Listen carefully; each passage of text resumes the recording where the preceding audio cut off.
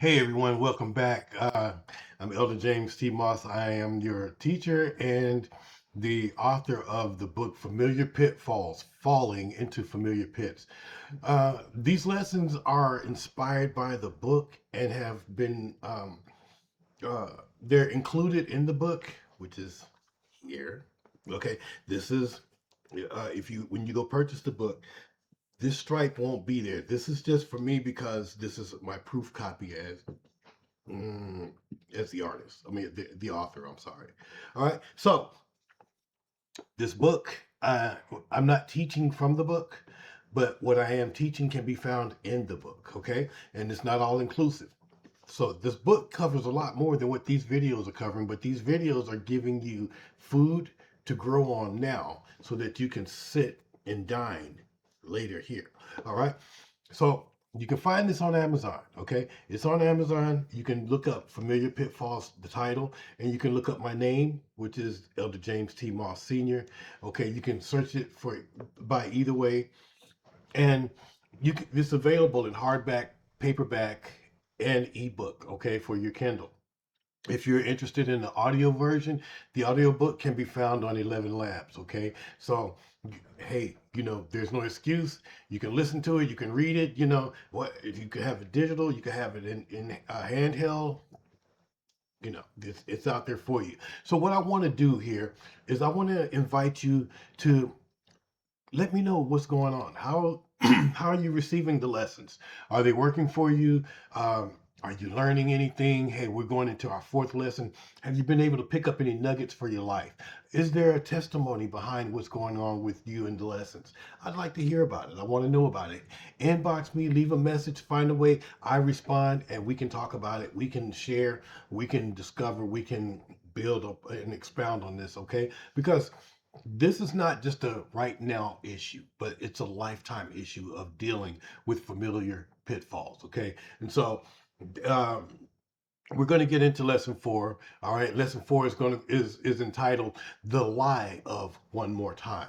Okay. And so that's going to be good because it also is falling in line with the previous three lessons. And as you notice, if you've been watching the video, each video kind of interlinks or interacts or links with the previous video. So after video one, two links into one and then goes forward. Three links into two and moves forward. Now four is going to link into three and move forward. Okay.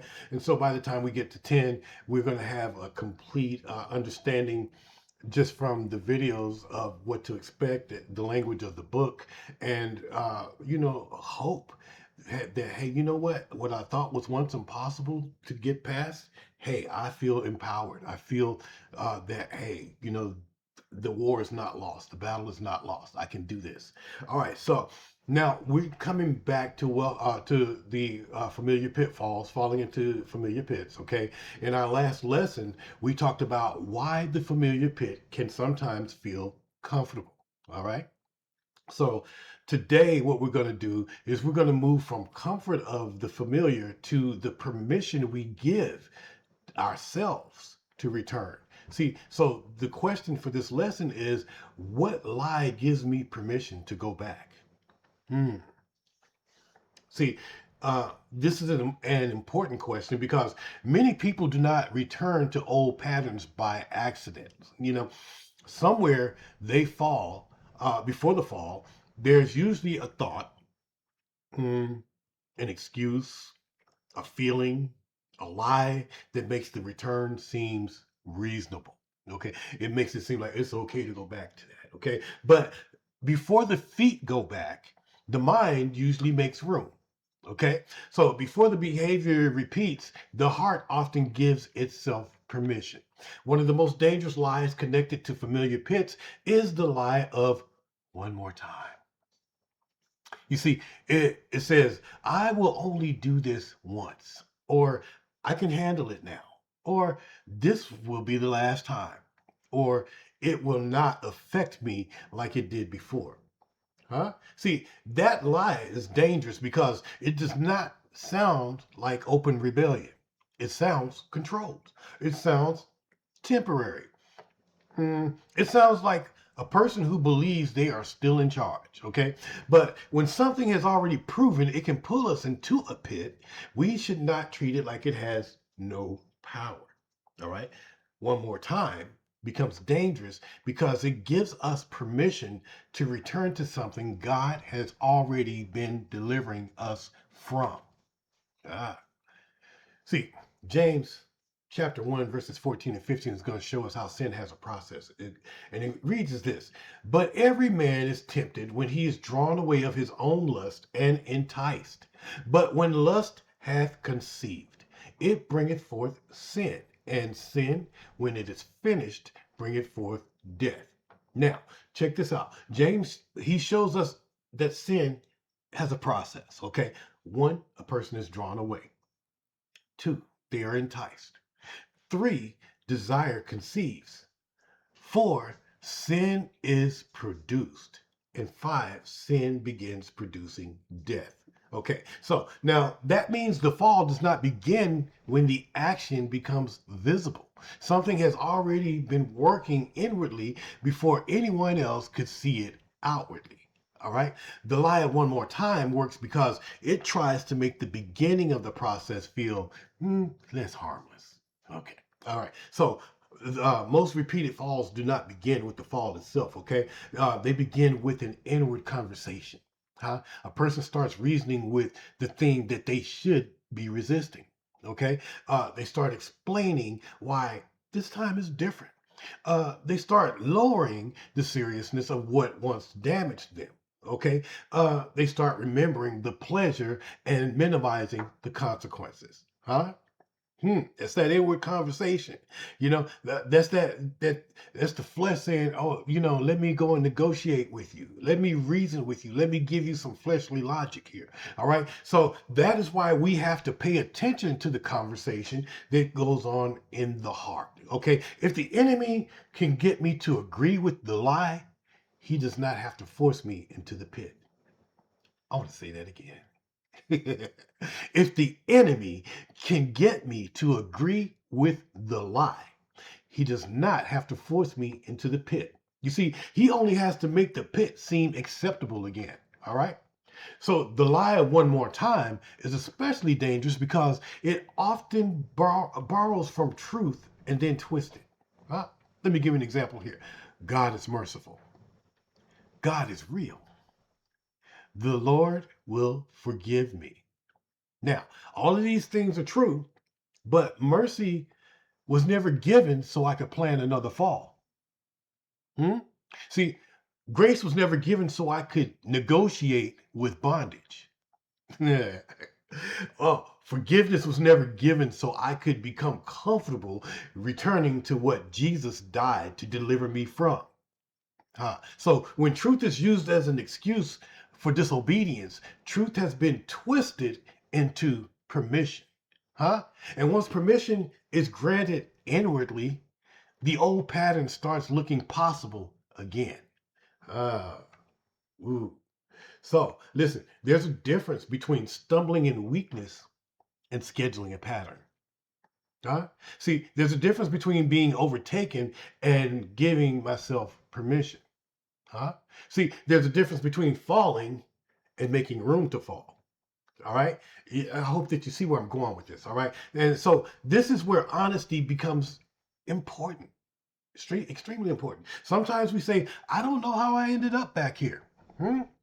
But if we slow down one moment, we may discover that we ignored warning signs, entertained old thoughts, revisited old conversations, opened old doors, stayed too close to what we should have been fleeing. Huh? The lie of one more time does not usually appear as a trap at first. It appears as an option. Hmm.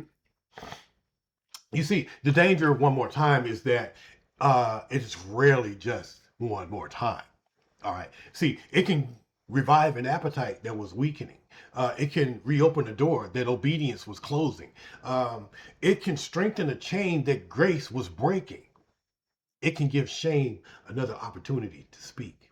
See, that's why the enemy loves repeated cycles. Huh? See, before the fall, he tempts. After the fall, he accuses. Huh? See, before the fall, he says, Oh, it will not hurt you. After the fall, he says, "Oh, you ain't changed." Whoa! See that? You see the viciousness in that cycle. So the lie does not only lead a person back into the pit; it also tries to make them believe they belong there. Hmm. See, if the lie one more time is going to work, it usually does not approach every person the same way. So it studies the places where we are most vulnerable. For one person, it may come through loneliness. For somebody else, through anger or disappointment or boredom or pressure or rejection or exhaustion, And so that is why we have to be careful when we are spiritually tired, emotionally drained, or mentally overwhelmed. You see, the enemy knows that a lie is easier to believe when our guard is already low. Hmm. One more time often shows up when we are least prepared to argue with it. Huh? And once we understand that, we can stop treating temptation like it's random. Huh? Okay, so look, temptation, it often has timing. It may show up after a victory when we feel confident. Huh? See, it may show up after a failure when we feel discouraged, or it may show up after conflict when we feel misunderstood, or it may even show up after isolation when we feel that we've been forgotten. See, this matters because familiar pits do not only have familiar roads, they also have familiar moments. Hmm? This matters because familiar pits, they also have familiar moments. I wanted to reiterate that because listen, we're thinking we have to change the way we think in order to be delivered from the things that have overtaken us and the behaviors and the patterns that we have developed. We have developed patterns because of familiarity. So we think now in studying that it was because of a familiar pit, but then we find out no, well, the familiar pit could only be familiar because I traveled a familiar road to get to a familiar pit. But in order to travel a familiar road, I have to start the journey, which calls for a familiar moment to put me on that road. So there are seasons, there are moods, there's conversations, there's environments and pressures that make old patterns easier to revisit. So these are those familiar moments. Okay, so part of wisdom is learning when the lie usually speaks the loudest.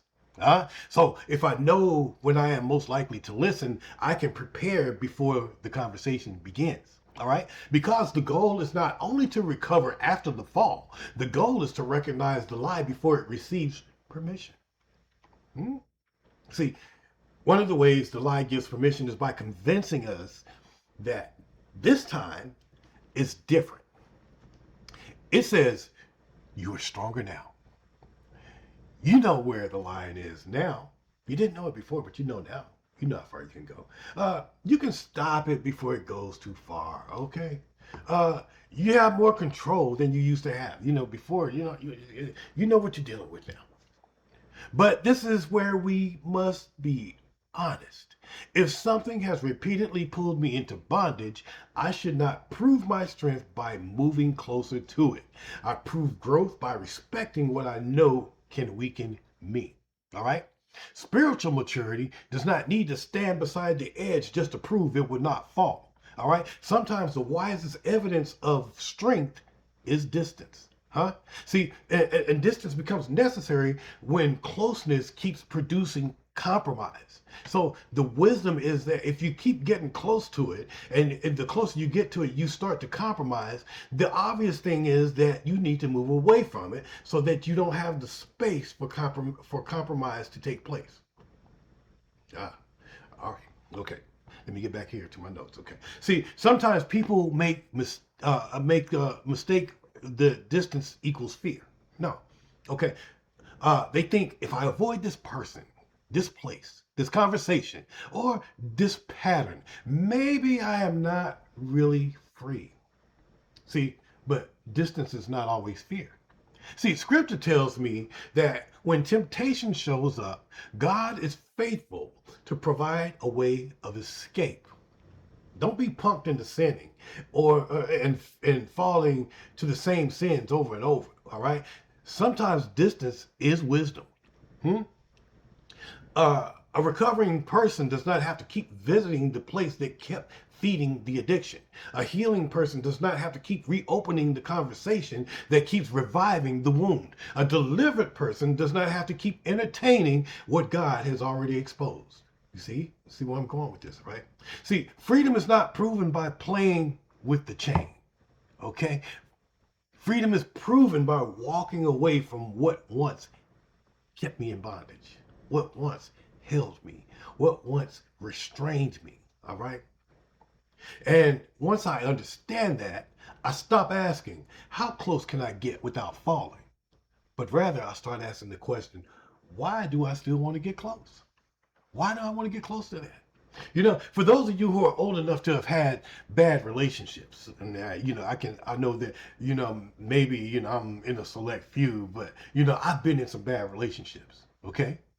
And, in time, I learned this in due time that sometimes we want to go back and bogey the same hole twice or three times. We want to go back. Oh man, that girl is. Oh, and you see it. Oh, she beautiful. Man. Why did we ever break up? And then you go back and then you find yourself exposed to the same misery. You're like, dang, you know what? This I remember now why we broke up. Dang, I remember that I could, I remember how we was like oil and water. So again, why did I want to come back to this? Oh, she looked good. Oh, now she got money. Oh, now she got a job. Oh, she went and got a degree. Or, I've been away for a while. So guess what? It's been dolled up. It's been prettied up, and I forget what was the pain, what was the misery, what was the letdown, what was the dissatisfaction. Why did we break up? And then after I realized it, why did I even choose to go back?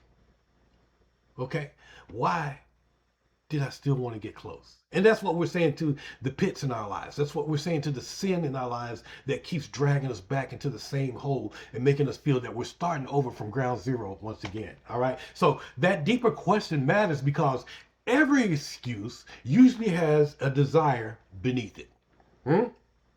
When I say just one more time, I need to ask, what am I really looking for? Am I looking for comfort? Am I looking for control? How about escape? Or am I looking for attention? What about revenge? Maybe I'm looking for relief. See, many familiar pits are not just about the outward behavior, okay? They are connected to inward hunger, all right? So that does not excuse the behavior, but it does help explain the battle. If I only fight the action but never bring the desire before God, the same lie may return wearing a different face.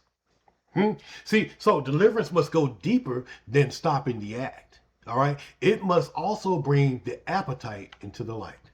All right. So when the appetite stays hidden, the lie has more room to work. All right. But when I bring it into the light, I stop pretending that I am only fighting an action. Now I can say, Lord, this is what keeps pulling me down. This is what keeps pulling on me to get back into the pit. Lord, this is where I feel weak. Lord, this is what I keep reaching for when I am tired, wounded, lonely, afraid. See, that kind of honesty is not weakness, it is a doorway to help. God does not heal the version of us that we pretend to be, He heals the place we are willing to surrender. Ah, ooh. See, now let's take a look at that for a moment because I want you to understand something. First, let me go back and say that again. God is not or does not heal the version of us that we pretend to be, but heals the place we are willing to surrender. So, if we look at this for a moment, pretend represents something that is imaginary. Okay, it doesn't exist. Therefore, God won't dignify healing something that don't exist. Huh? But surrender, okay. Surrender means to hand over something tangible. Okay. Surrendering something means that it exists. Okay. So if it exists, God can touch it. Oh, elder, what simply said that if we are pretending, God says, that's not that's not so. And I'm not touching what's not so. Hmm? You're pretending to be something. You're pretending to be a version. You want me to heal something that is not so. I can't deal with that. Tell you what, bring me something that is you. Bring me something that is pertaining to you, and we can go to work. See, the lie one more time grows stronger when it speaks unchallenged. Okay, that is why truth cannot stay silent. When the lie says this will not hurt you, truth must answer. It has hurt me before. See, when the lie says you can handle it, truth must answer. I do not need to handle what God told me to leave. See, when the lie says nobody will know, truth must answer, God sees me and my soul will feel the consequence. Then when the lie tells you, oh, this is the last time, truth must answer and say, obedience does not begin later. Obedience begins now. See, now the lie is not defeated by pretending it is not speaking. It's defeated when truth speaks louder. Hmm. All right. So listen, once truth begins to answer the lie, permission has to be withdrawn. There comes a point where I have to stop telling myself that going back is still an option. Hmm. I cannot keep saying I want freedom while leaving the door open for a planned return. I cannot keep calling it weakness if I'm still making room for it. Or I cannot keep asking God to deliver me while I keep protecting the excuse that takes me back. This is where repentance becomes more than feeling sorry. Okay? See, repentance says, I no longer agree with the lie that gave this thing access to me. All right? See, and when agreement is broken, the cycle begins to lose its authority. Ah, so the time to choose obedience is not when the temptation is already at full strength. Obedience has to begin before the moment. It begins when I decide, what will I not entertain? It begins when I decide what conversation I will not reopen. It begins when I decide what door I will not unlock. And it begins when I decide what memory I will not keep feeding. All right. See, many people wait until the pressure is heavy before they try to make a spiritual decision. But by then, the lie has already been talking for a while. Wisdom prepares before the pull becomes strong. All right. And when obedience begins early, the familiar pit does not get the same opportunity to call me back.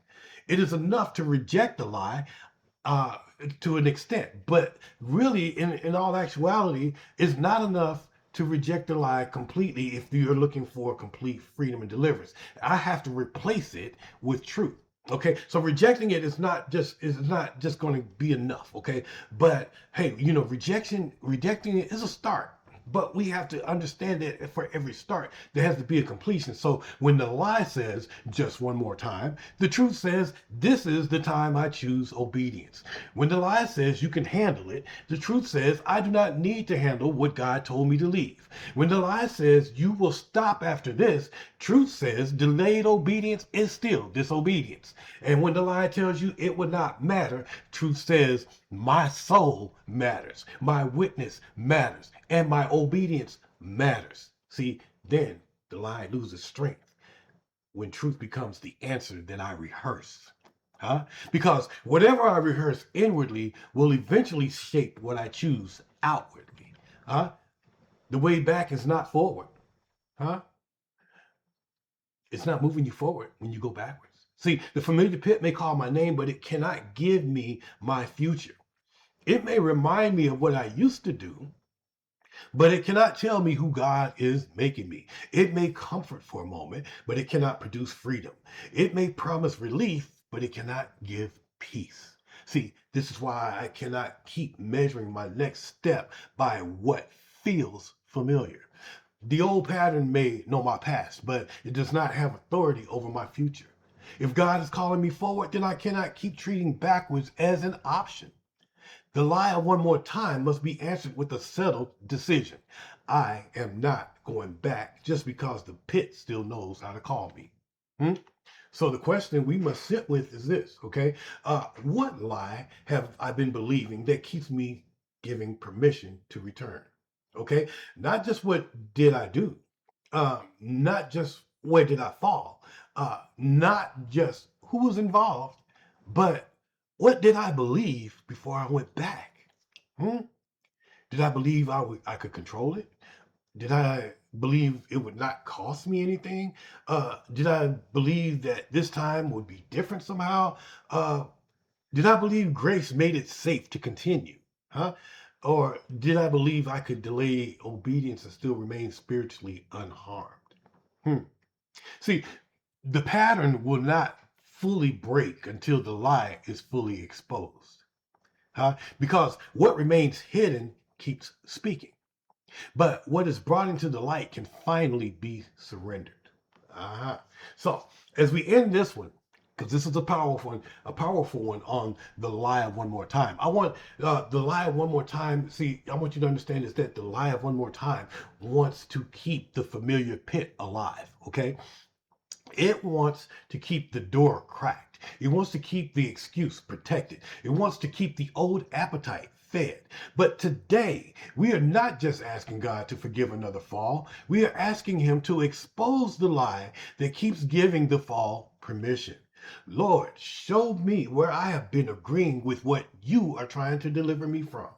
Lord, show me where I have been calling danger an option. Show me, Lord, where I've been using tomorrow to delay obedience today.